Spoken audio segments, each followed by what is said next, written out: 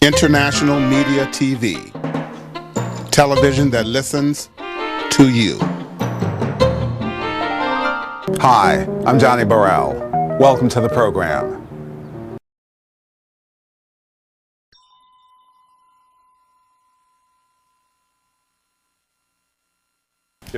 Yeah, to me, that the Django movie was totally a racist.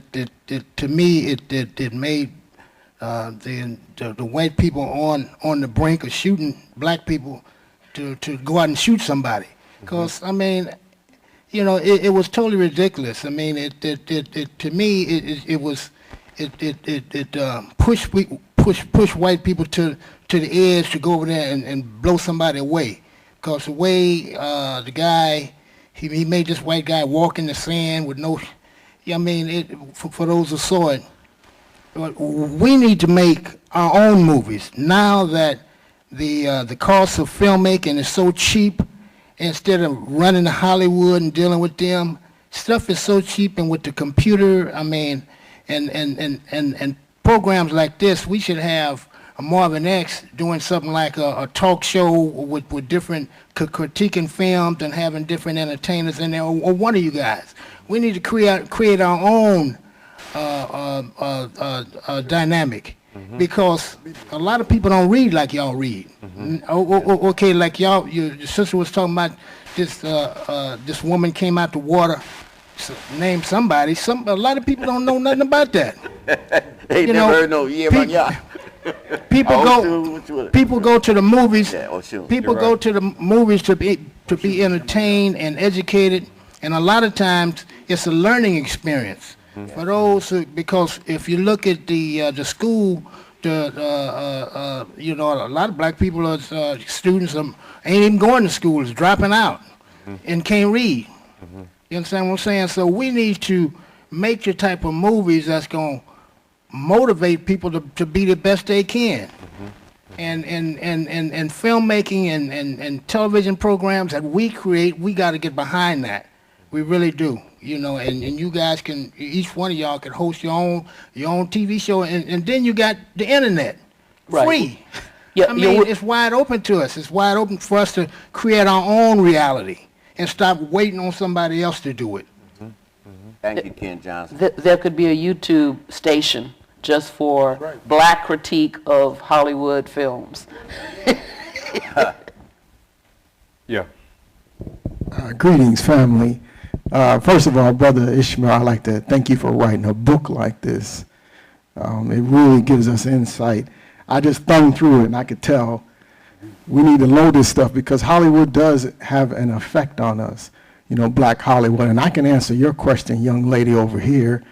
If the New Orange had black writers, it would still degrade black women because we still, unfortunately, we're still subservient to white establishments, Eurocentric participation in everything from religion to athletics to education to entertainment. We still running behind them trying to get the little crumbs that they give us. That's why we see what we see. You know, the sister mentioned the rescuing of, I forgot her name, in Django. That Hildy. Yeah, we starving to see that. Black women are starving. Somebody rescue me. We starving to see that. That's a shame. We starving because all the debates that I had about Django, that's everyone talked about. Well, in the end, he got the woman.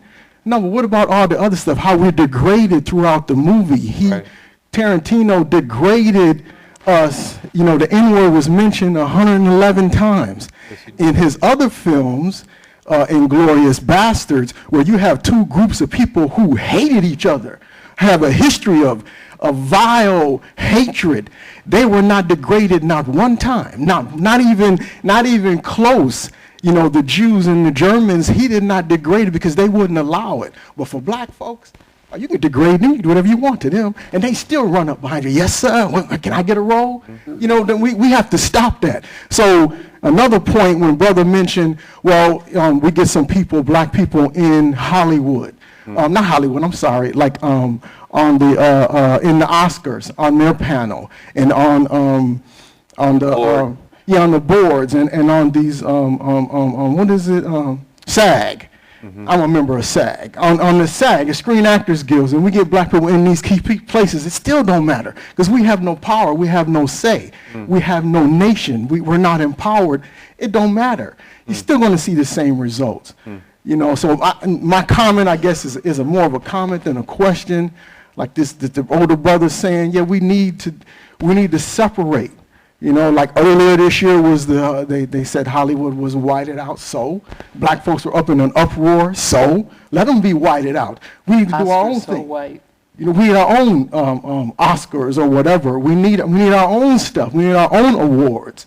We need our own rights. Anyway, I got a film coming out, Sons and Daughters of Ra, and it's just what we're talking about. All right. It's a martial art flicks.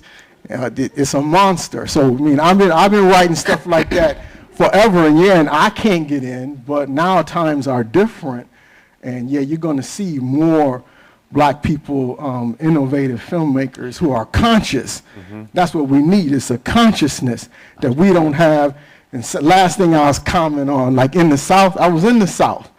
Black folks, you walk by them and they put their head down. I'm like, what's up, Ryan? Put their heads down. I was like, are you kidding? No. I seen it, brother. No. I seen it. I see that in East Oakland. So Thank you guys anyway.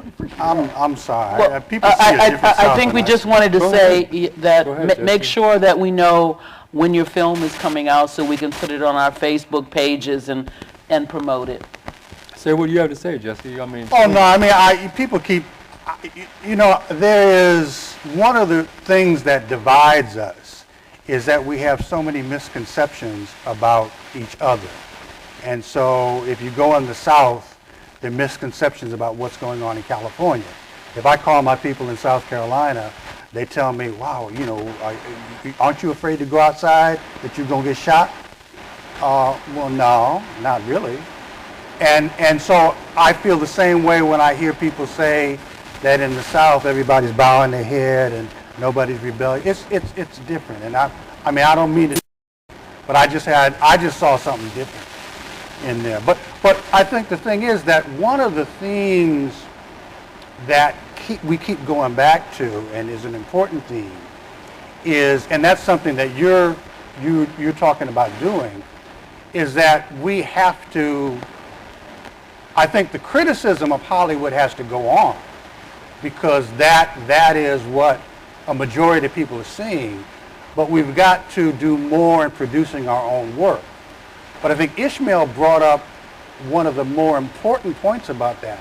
It's not just production, but it's distribution. But now, and if we could do that in the 1930s, Right. you know, if Oscar Micheaux could figure out how to make films and get films out in the 1930s, Became too expensive though. we ought to be able to do it now. And I think one of the models was Sankofa.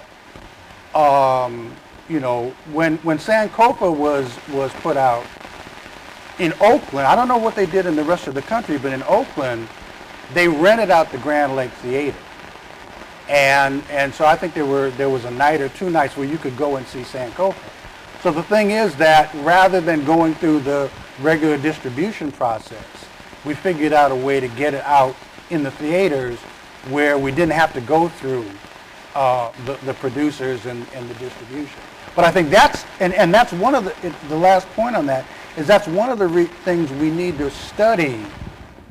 You know, Django should not be studied, as Ishmael was talking about, for what it tells us about black life, but it should be studied about the mistakes that we should make in our own filmmaking and how we can integrate a lot of these images in a better way in our own films. And I think that's an important thing to do. So This young man had a Netflix question. and Hulu, Netflix, Hulu, Google, they're putting Hollywood out of business. Yeah. I mean, you can go, I rarely go to the movies anymore. Yeah, no, Stuff on TV and I get it on the computer. This young man had a question. Yes, my name is Johnnie Supreme Majai. I'm the owner of the House of Majai and Majai Fitness Division. I've been a personal trainer for 15 years. This is beautiful. It's a great think tank for you guys to share and discuss open topics about black awareness. But it was a character named Ya Ashantua of Ghana. And she was a queen, and then she rebelled, and she fought the British colonies. Those are stories that also need to be told. Or also Henry Box Brown, an ex-slave that mailed himself to freedom from the South to Philadelphia. So it's just a lot of things and interesting topics that people want to talk about, but unification all starts off with health. I'm a practitioner of health, so I know a lot of people can't come together, not necessarily because of borderlines of color or prejudice. It's because they're not thinking right because they're not healthy. Some people are bipolar, schizophrenic, and everything else, so you can't really talk to somebody who's not of right mind. It's not really logical, you see. But you guys doing a great job, and just keep up the motivational work. I was invited here by Marvin X, so I plan on talking to him after the meeting. So yeah, keep up the great work. Thank you. This lady's had her hand up for 2 hours. Wow, yeah, that's true. Okay, great. So I was actually curious when they did the new Roots, which I haven't seen, to see what the old Roots was like, and I'm not talking about the plagiarism issue in the book, but I'm talking about the 1970s kind of cultural impact. So I started watching it again. I watched so far the first 3 episodes.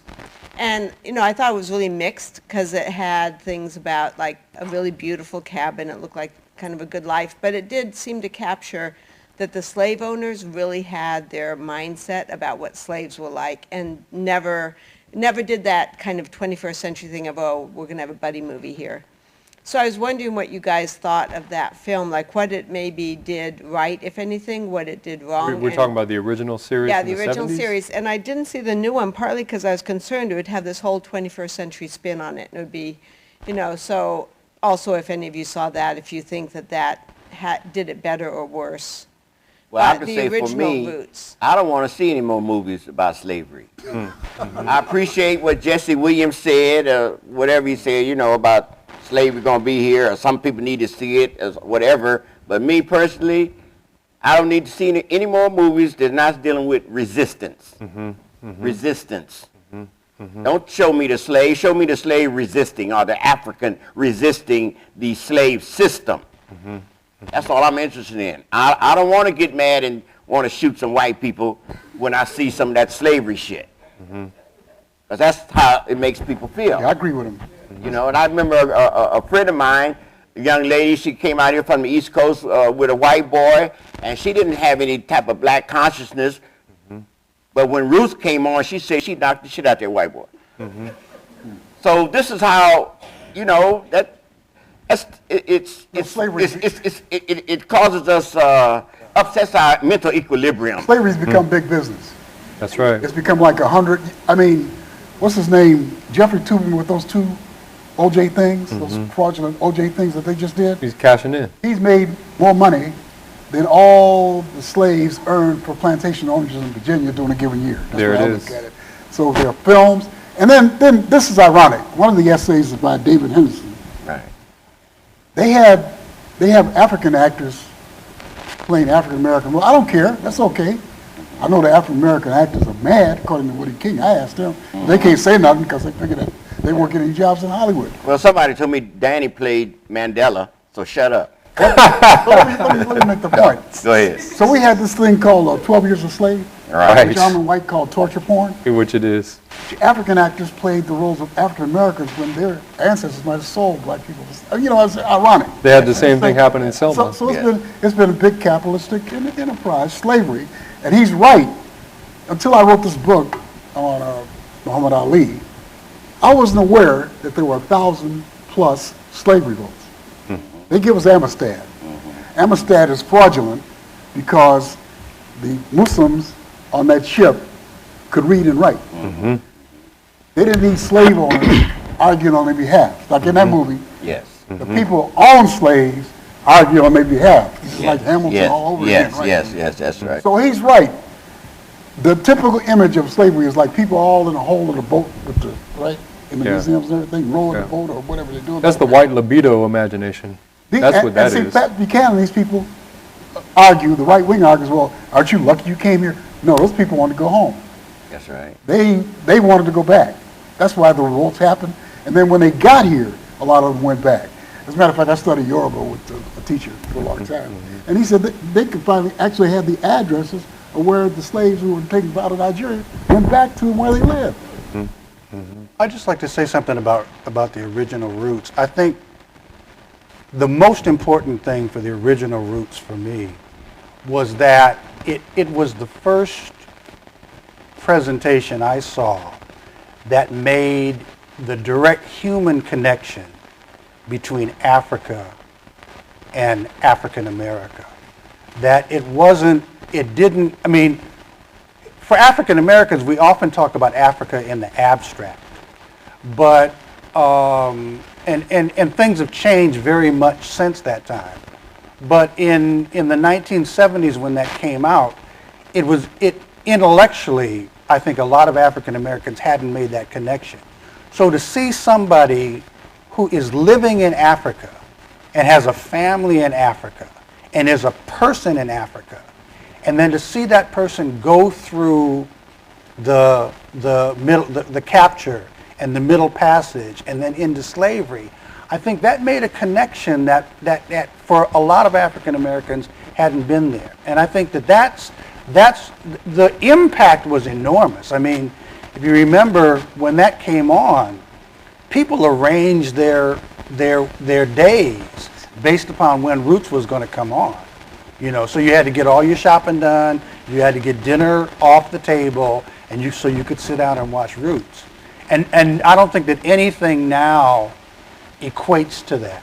And I think that's the reason that it wasn't, I didn't see it, I mean, when they started to get into issues of slavery, I remember there was somebody was talking about you're talking about the new Roots, where it put all this 20th century spin on it. Yeah, well, I remember there was a scene where Kunta Kinte, when after he had married, and he and his wife and his daughter were sitting in their cabin, and they had china plates on the wall. I said, what the hell? What?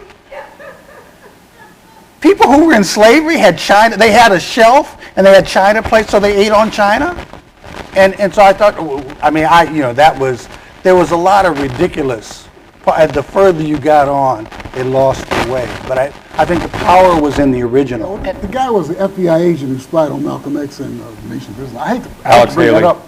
Oh, Alex? Bring it up, okay? But I mean, this is He always That's has all declassified now. And he's accused of plagiarism, no? That's Harold right. Kurlander? Yeah. Ishmael always has the That's backstory. Mark Walker. It's all through the Freedom I've of been to Information Africa Act. several They all let the And I'm not information go. viewed as an African. I'm viewed as an American. As a matter of fact, as a white American in some countries over there.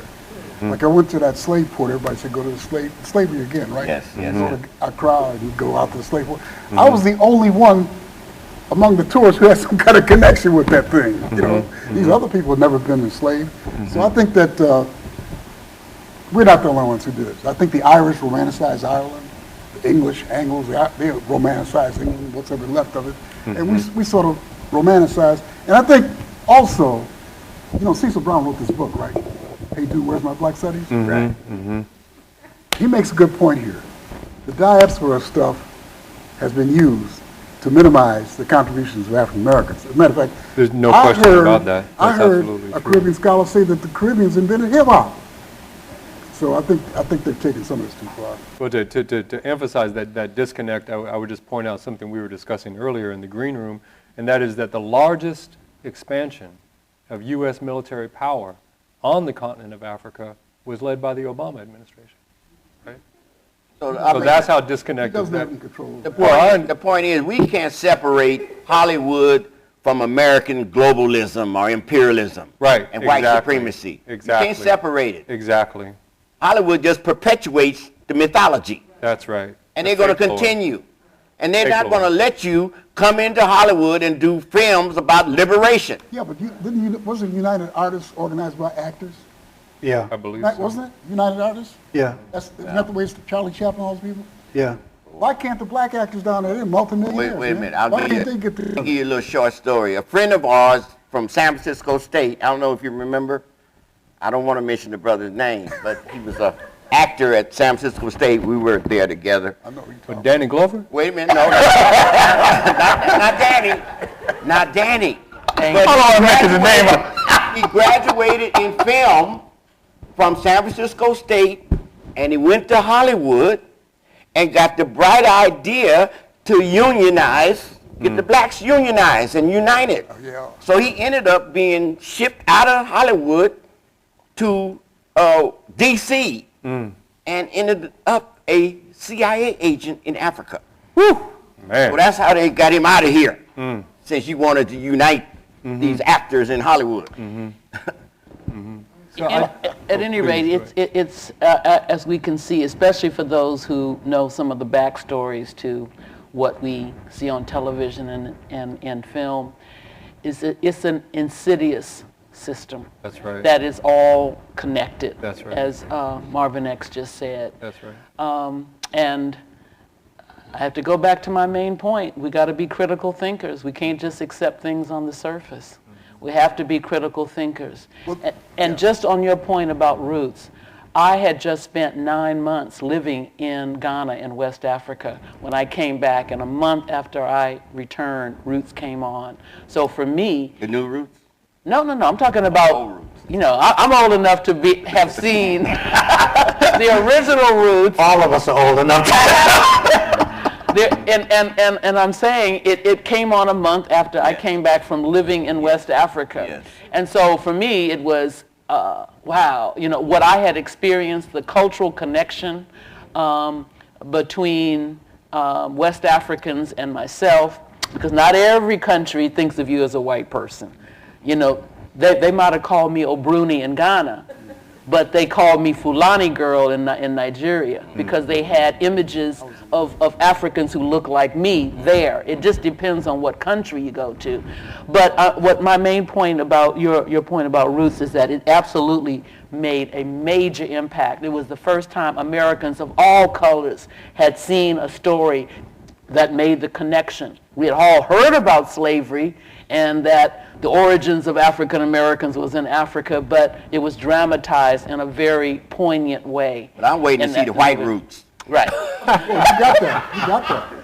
So I'm just saying, I don't know about the current one, but the original one was very powerful, and it still remains today as the most watched TV series on television. Yeah, well, the TV Guide, I remember the TV Guide of the first one.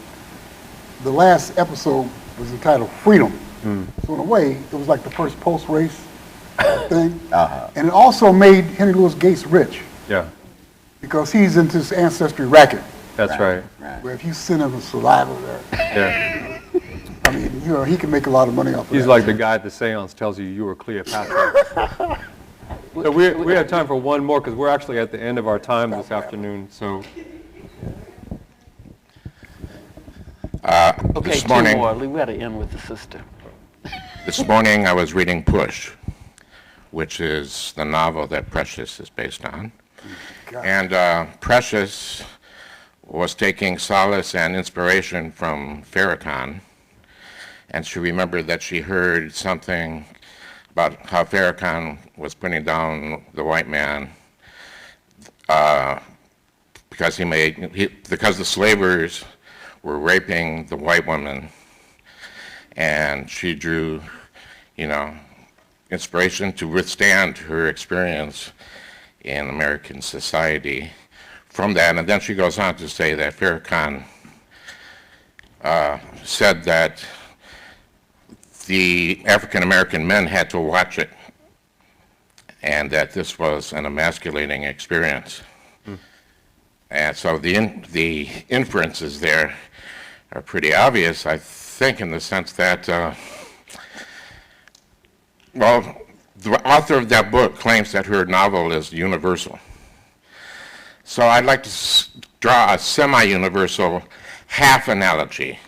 There's a white judge in Stanford, in Palo Alto, who just freed a white rapist. And the analogy is not universal. Precious was suffering double oppression.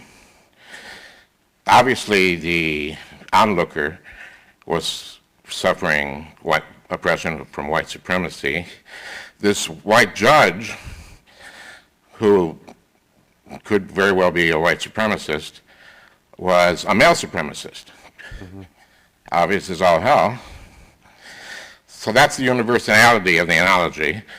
So I want to say that I'm not going to say what order anything comes in, but male supremacy needs to be taken on and done away with so humanity can be free. My question is, isn't there a hint of that in the book Push? Let me take that. I debated a guy in Toronto Film Festival, who brought that piece of trash up there, Precious, that movie. He said, well, you know, this is something that actually happened. You remember a film called Bassett out of Carolina? Yeah. That film was suppressed. That was about incest. It was suppressed in the United States. Ted Turner said he wouldn't even broadcast it. The only reason that Bassett out of Carolina was shown is because Angelica Houston intervened. So I'm one of those people I'm a feminist. I believe in most of the items in the feminist agenda, equal pay and all of that.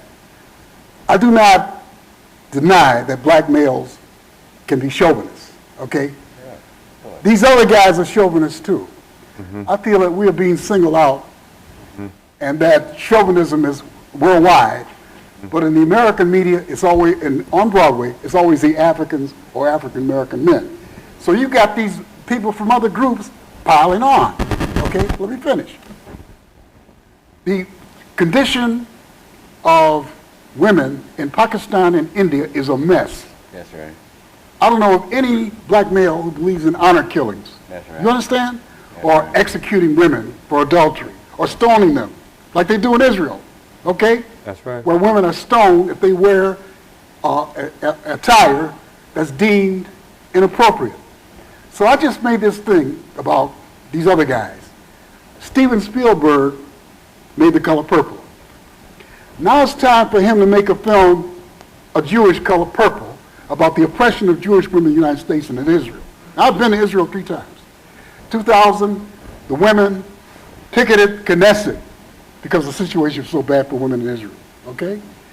The highest incidence of men, husbands, killing their wives, Israel. What's the name? Kathleen Flanagan said that in Oprah's magazine, said that black men are cruel to women. I said, well, maybe guys from your group, like Irish guys, should write a handbook to guide us on how to treat women. That's right. Now, the Pakistani Indian thing. These 2 Indian Pakistani women made a film about The Color Purple. That's their Bible. And I don't blame her for how her stuff has been used in marketing. Because what they do is they take individual characters from our books and our films and project them on the entire population. By her, you mean Alice Walker? Alice Walker. I'm not blaming her, you know, because you don't know how people are going to use your stuff. Yeah, no, that's true. Like you look at Color Girls. That was about individual mistreatment of women. They made that universal. That projected on everybody. So I talked to Intozaki Shange yesterday. I was one of the first ones to publish that in Quilt, The Color Purple. I mean, Color Girls, getting mixed up. So you get this Indian and Pakistani women making a film in which, for PBS, which blames black men for female oppression. I said, why don't you go there? 2 million child prostitutes on the streets of Mumbai.